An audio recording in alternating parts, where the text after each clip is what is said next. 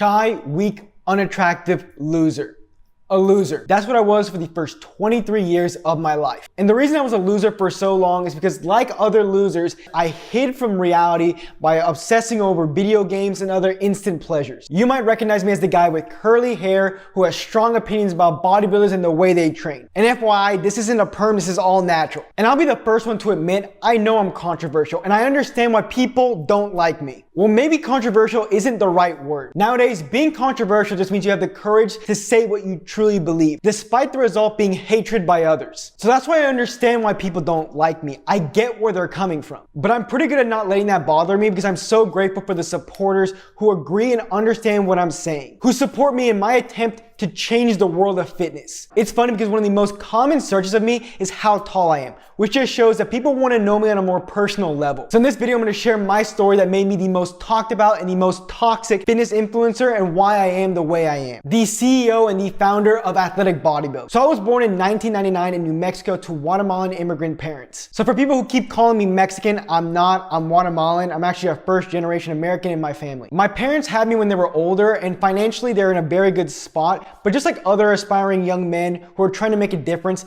they were broken or broke in some other way. And that other way is what motivated me to pursue a purpose. As a little kid, I was really shy and I really wanted to make a big group of friends. I was only social with people who I knew very personally, but in general, I was always overwhelmed by big crowds of people or in situations where I had to really be social. And my life revolved around sports, specifically baseball and basketball, which I was actually pretty good at. And my parents made me do martial arts at 6 years old, which lasted until I was 14 years old, which I absolutely hated. I would always be wanting to go play basketball or baseball, but my parents were taking me to karate 2 times per week. And they'd always tell me, you're gonna thank us later for putting you in karate. And I said they wouldn't, and at 24 years old now, I can say I am thankful for them putting me in karate. Growing up, I was always the smallest kid in the class, despite technically being a year older. If you have a summer birthday, you can kind of fall within one group of kids or the other group. So my brother and I went into the group younger than us technically. So we were always about a year older than the younger kids. My parents always said it's because we had a summer birthday, but in reality, my brother and I were too immature for preschool, so they held us back a year, which made it even crazier how we were still the smallest kids in our class. And going back to my point earlier, I always wanted a big group of friends, but I was so close with my brother, I never felt the need to go out and get it. There's a lot of people who still don't know that I have an identical twin brother, Martin, who also has a YouTube channel. I'm a minute older than him, and we're as close as brothers can get. We have the same interests, and it's honestly just the luck of everything in my life that I have a brother who I know wouldn't trade me for anything in the world. In middle school, everyone starts hitting puberty. They start getting bigger, they start getting taller, except I didn't. Genetically in my family, we have late growth spurts or we hit puberty late. So I was already the smallest kid in my class, so the gap just got bigger. I was just way smaller. I looked 3 to 4 years younger than I was, which made me feel embarrassed all the time. I go to a party, someone would ask me, how old are you? I'd be 15. They'd be like, no way you're 15, you're like 10 or 11.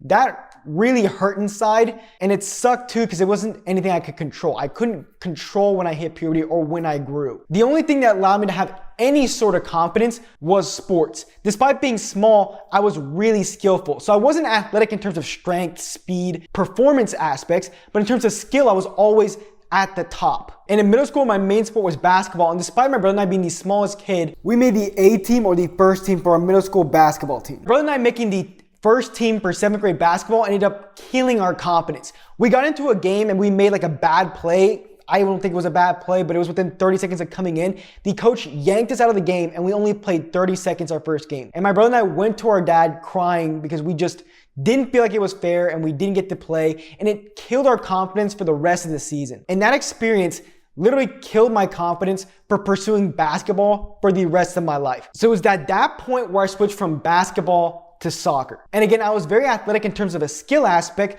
so I didn't even go into recreational soccer. I jumped right into club soccer. And during middle school, I got really good grades. My parents pushed it onto me and my brother. We were doing well in school, which was their main focus. My parents never cared about sports, despite my brother and I prioritizing that in our lives. They just cared about our grades and our education. And by my freshman year of high school, I still hadn't hit puberty yet. I entered high school, 15 years old, 5 foot, not even 100 pounds. Most people would say someone who's like 5'5", 5'6", 130 pounds is small for a freshman in high school. I was way smaller than that guy, and I wish I would have been just that same size as that guy. Like, I was unbelievably tiny. I also had braces on. I was the definition of an ugly kid. And right when I entered high school, for some reason, I had like a switch in my head that stopped me from focusing on school anymore. My grades went to crap. And by crap, I don't mean failing. My parents had a very high expectation of me in school. So whenever I got a 70, like a C+, I literally got grounded from video games for a month. And video games were my life at this time. I got addicted to playing video games. And this addiction to me playing video games led me to neglecting soccer. We would have club soccer games on the weekend, and I literally stopped playing club soccer and just played school soccer because I said I wanted to focus on school, when in reality I just wanted more time to play video games because I was only allowed to play on the weekends. But I was still a pretty good player. I played on the freshman team my freshman year, but my sophomore year was pretty brutal. We got a new coach. And again, I still hadn't hit puberty yet in my sophomore year of high school. So we had all the guys line up, and the new coach chose who got to play and show them like what you're capable of. And he skipped over me and my brother in the line. And when all the kids went onto the field, I realized my brother and I were the only ones that got skipped. And that hurt so much because I couldn't control that I was still small. But because I was small, I didn't even get a chance to show what I was capable of. And through my life, I do very well when I feel doubted by other people. And my brother and I had to play for the freshman team because of that scenario. And when we were on the freshman team, the upper coach wanted us to go play for them later in that year, the one who skipped over us. But our freshman team coaches didn't let us go up because we were too valuable to that team. I hope that made sense. Essentially, I was a sophomore playing for the freshman team, and the coach it was JV. The JV coach didn't want us to go up. But after a couple games, the JV coach wanted my brother and I to move up. But the freshman coaches said no because we were too important for the freshman team. Up until I was 16, I had very little social experiences, and that's when I hit puberty. The results didn't show until I was 17. I was literally praying to hit puberty, and I finally did when I was essentially 17 years old. I grew to about 5'8", maybe 120 pounds, 125 pounds. I was a skinny kid, but at least I was taller. This was a period of time where my mom got pretty sick and my dad worked a lot being a physician. So my brother and I started hanging out with the wrong people. It got to a point where school ended at 3 o'clock, and if my mom came to pick us up at all, it would be at like 5 o'clock. So my brother and I got more individual experiences. We got away with more stuff. Like I was playing video games every day when I wasn't supposed to be playing. My mom couldn't cook anymore, so my brother and I started eating fast food every day, which is why I ended up getting a belly and I looked like this. But I was grateful for those situations because my parents couldn't be there for my brother and I. It allowed us to kind of see the world for what it was. We went to a public school, and if anyone's familiar with the Fort Worth area, we went to the high school right by TCU, and that side of Fort Worth is one of the more unsafe sides of Fort Worth. My brother and I started hanging out with guys from over there. We started walking over there. That's why I'm against, if I had kids, sending them to private school, because private school isn't real life. Private school is just a bubble. So because my parents couldn't be there as much as they used to be, because they were very involved, but at that point they weren't as involved, I got to see what the world was really about and actually grow as a person and get tougher. And when I was 17, so a junior in high school, I got my first girlfriend, who was actually a senior, who I was older than. And it's crazy because I was 17, I was dating this girl who I didn't really like that much. She was all right, but I just didn't really get involved. I wasn't ready for a girlfriend because I just hit puberty. I didn't have any experience with dating, so I just wasn't ready for it. And I ended up breaking her heart. It's kind of weird how girls like you more when you just don't like them as much. I literally did that thing where you wanted the girl to break up with you, so you just act like an asshole, and then she ended up just falling in love with me, and it ended up being a problem. Obviously, I didn't want that to happen, but I just wasn't ready to date at the time. Maybe it wasn't even that I didn't want to date, maybe I just didn't like her that much. And when I was a senior in high school, I was on the varsity soccer team in North Texas. If anyone's familiar with North Texas soccer, it's one of the more competitive soccer parts of the United States. And Fortnite came out around that time, so I just didn't focus on it. I ended up being a bench warmer for my senior year of high school. Imagine that, because my team was not only good, but I also just didn't care. And when it was January of my senior year of high school, I started prioritizing lifting for the first time. My brother and I had tried lifting 2 years before that because we're very skinny. Our genetics are not good for building muscle, especially if you look like this at the start of your journey at 18 years old. So we knew we were the people, if we didn't lift, we'd have no muscle at all. So for 2 years, we tried to get consistent until we got a 24-hour membership at a gym when we turned 18, actually January 1st of 2018. And somehow my brother and I actually got got consistent. We started lifting weights. We actually chose lifting and prioritized lifting over our soccer season. And we started seeing little bits of progress. It took us a little while to actually get consistent. We were skipping leg day like your normal person, but eventually we got consistent and I started seeing veins on my biceps. I actually felt comfortable wearing a sleeveless shirt, which was a big deal for me because for 18 years of my life, I wouldn't dare show my arms to anybody. The end of senior year is typically eventful with prom and things like that, but for me, it was just a time to forget. There was a girl who sat behind me in first period English class who I had a crush on. I literally did not have the confidence and I was too shy, insecure, all these things to just turn around and talk to her during the year. So by the time you're supposed to figure out your date for prom, I literally had 0 people I could ask. That's how socially isolated I was. So I went to prom anyway because of FOMO, and I literally went to prom by myself. I opted to not buy my high school yearbook because high school was a time to forget for me. I had nothing to remember and I just wanted to ignore it. I do look at high school well though, now that I'm older, because I know that God was making me lose so I could ultimately win later in my life. And that was a time where I ignored God. I used to always be taught by my parents to pray a lot. And in high school, I just stopped doing it and I just kind of lost touch. I lost my faith, and this faith would be tested when I got into my freshman year of college. So I didn't really want to go to college, but because my parents are so big into education, they made me go. I didn't visit one school and I ended up going to a university I never planned on going to because they gave me a good scholarship. I'm not going to say the university because if you don't have good things to say, don't say anything at all. I'm not talking about academics or the school in general. I'm talking about how they treated my brother. Honestly, that's literally why. But I was going to college to make friends and meet girls. And 95% of guys, I'm looking at you in the camera, you can probably admit to this, you went to college to meet girls and to make friends, not to learn about business or even learn how to run a business. You went for social experiences and that's it. That's just the culture of college here in the United States. So my freshman year of college, I met a lot of friends. I finally had a big group of friends at the beginning. I made friends with a bunch of people in my hall. But eventually this friend group led to me getting depressed, which I'll touch on in a second. But I would say we were very different. I was friends with a lot of girls. I don't really relate to girls as friends. Honestly, I don't think guys and girls can be that good friends just because of intergender dynamics, right? And these guys or these girls were private school girls. And my brother and I came from a public school background. I'm pretty sure I don't have to explain it. Public school and private school people are very different. Public school and private school people, if you have to hang out with each other for a long time, typically don't mix that well, which resulted in me offending people with jokes because I'm controversial and speak my mind. These private school people grew up in a bubble, so they got taught to think the way they do. But my freshman year of college was pretty cool because I actually got compliments on my physique. The girls were telling me I was muscular, which led to me falling in love with fitness during this time. I went from a bro split to a push-pull leg split. So from 5 days a week to 6 days a week in the gym. I just love being in the gym. I was even doing 2-a-days, which I don't recommend by the way, but I was doing 2-a-days twice a week in the gym. It became my personality during that period. I was just thinking all the time, how do I build more muscle? I was going on YouTube, learning about the body. If I could learn about the body in university, I would. The reason I say it like that is because when you're in university, you end up taking classes for a majority of the time that don't even relate to your major. My major was exercise science or physical therapy at that time, but I was taking literature classes, math classes that I didn't care about and I didn't need and I don't use to this day. In the first semester of college, I got played by some girl, and this was a time where my faith wasn't great because whenever I got played by this girl, instead of looking myself in the mirror and blaming myself,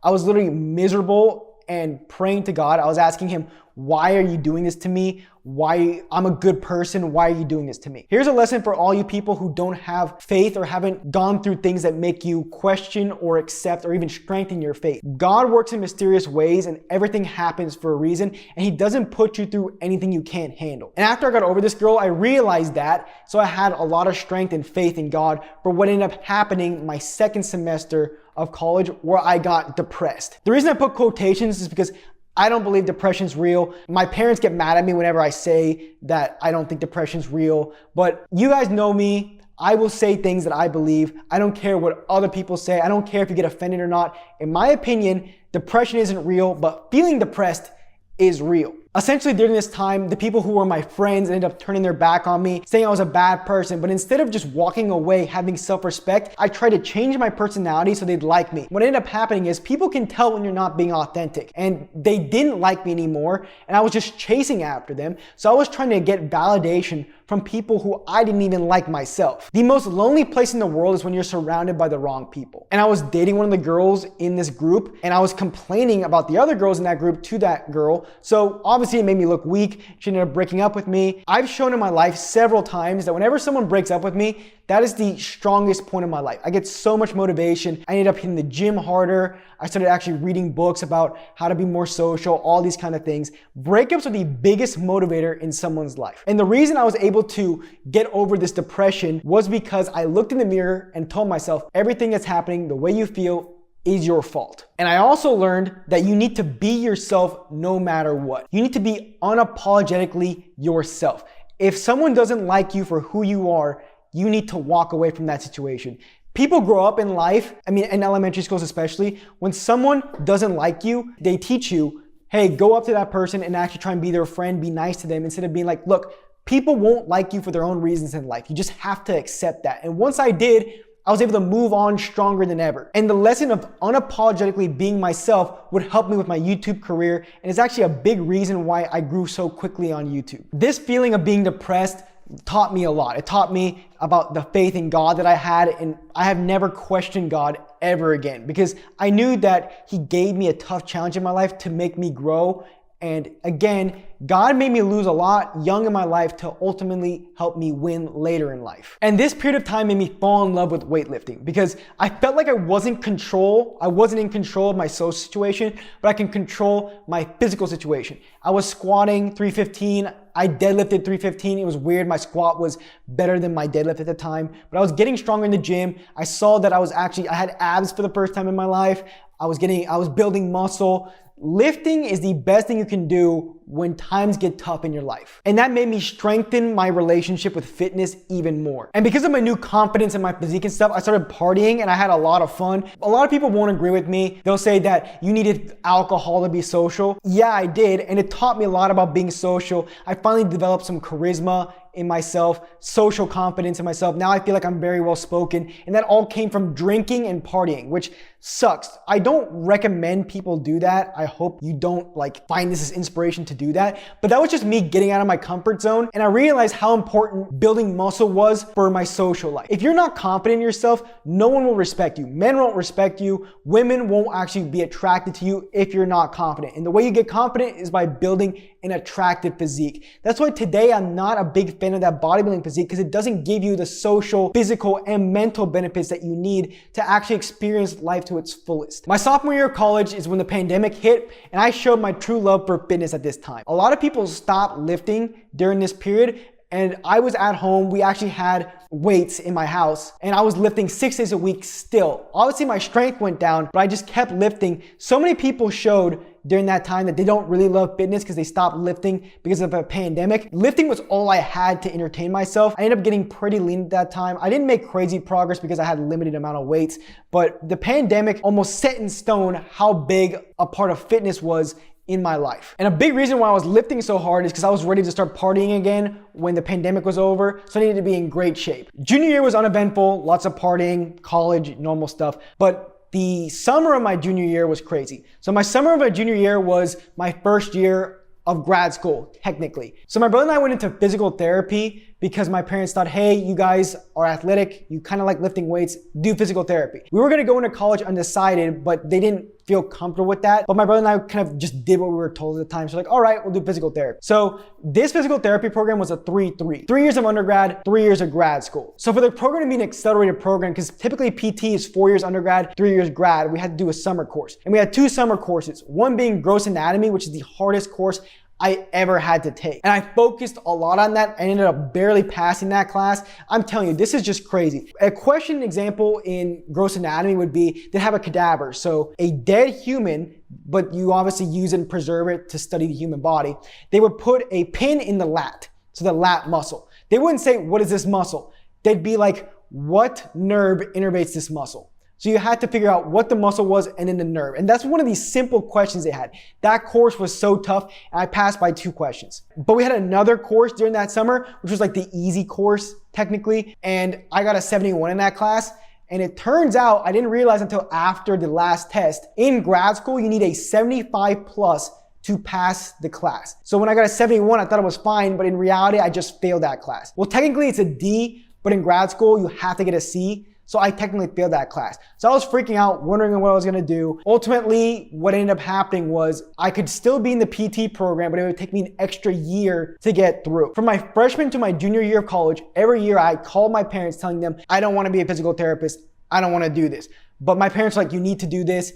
You can't get out. And it took me messing up a class for them to finally be like, okay, like at first they said I couldn't and I would do the extra year because I could. And we were in a good position where I could do the extra year. But eventually they're like, look, you don't want to do this. You can leave if you want to. So I left the PT program. Honestly, to this day, me failing that class was the best thing that ever happened to me. And I knew when it happened because I didn't know what the grade was. It was an unfortunate situation. All of it was my fault because I let it even get close. And I didn't study for the last test. That is the reason my life changed forever. I got out of college when I didn't want to be there.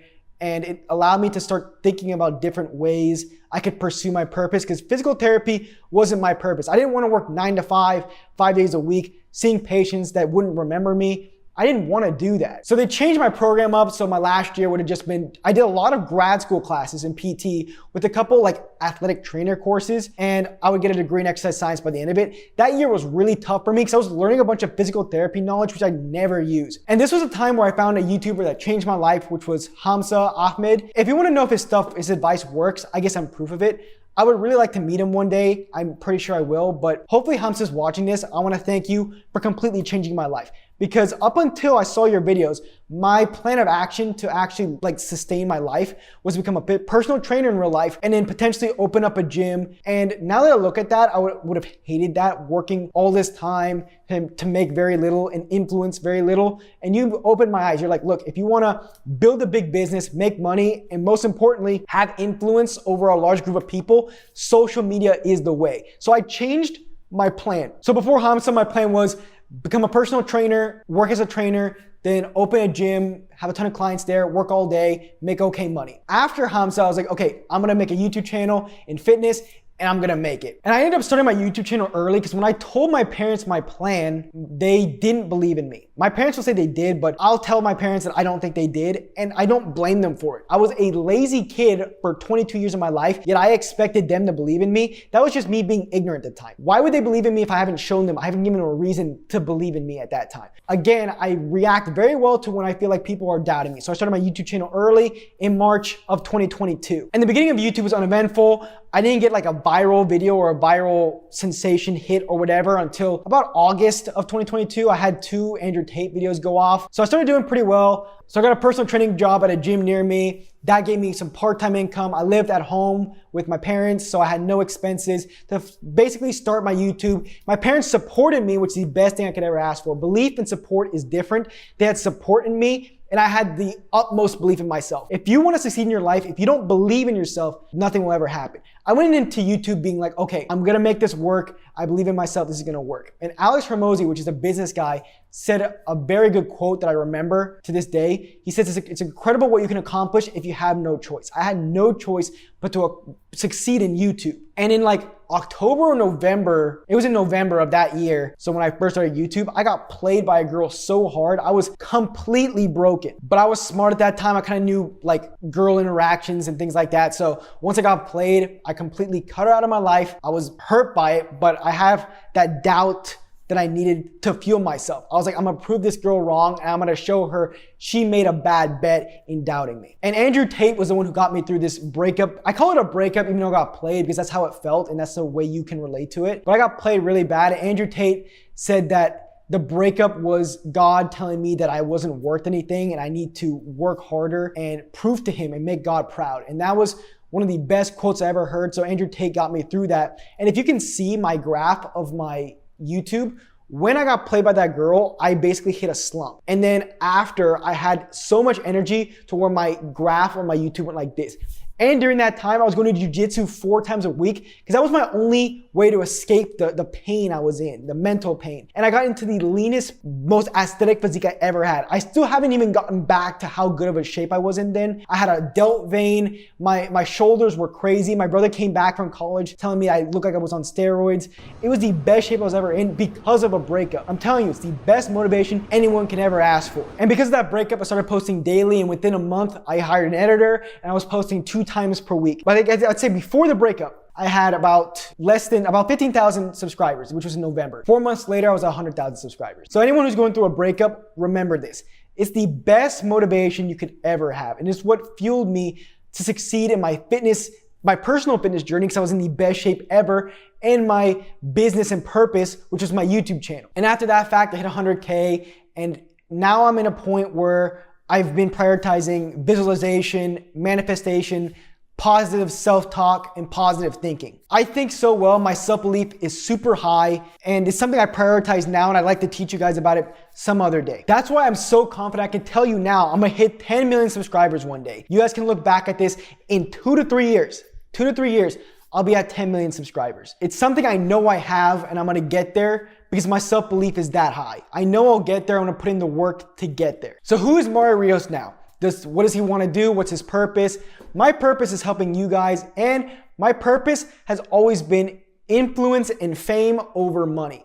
As a kid, I always felt like a nobody, and I just wanted to be somebody. I wanted to walk into a room and people know who I was. So when I go to the gym or I go out to get like protein powder and someone recognizes me, it means the world to me, because it's starting to help me realize that I'm not a nobody anymore. It was always my goal to be somebody. When I was 18 and skinny fat, I always knew I had something big and I was gonna do something big with my life. And this is it. And I was just tired of being a nobody. And when I admitted to myself I'm a loser, I started to shift everything that was happening to me. I shifted the tide of my life. And I thank God and Jesus Christ for letting me know that I was a loser. They got me into what my purpose was, which is changing fitness and helping you change your life with fitness. Which is why I have an Ultimate Athletic Bodybuilding Academy, where I actually work with you one-on-one, also with other people who want to engage in fitness to change their life. And because you've watched this point of the video, if you use code LIFE, you get 25% off your first month. I'm telling you, you get to work with me. I'll help you personally change from a loser to a winner. My favorite quote was from Conor McGregor, which goes, "From nothing to something to everything." Just a year ago, I was at nothing. Now I'm at something, and when I hit 10 million subscribers, I'll be at everything. And I'll do my best to help you go from nothing to something to everything.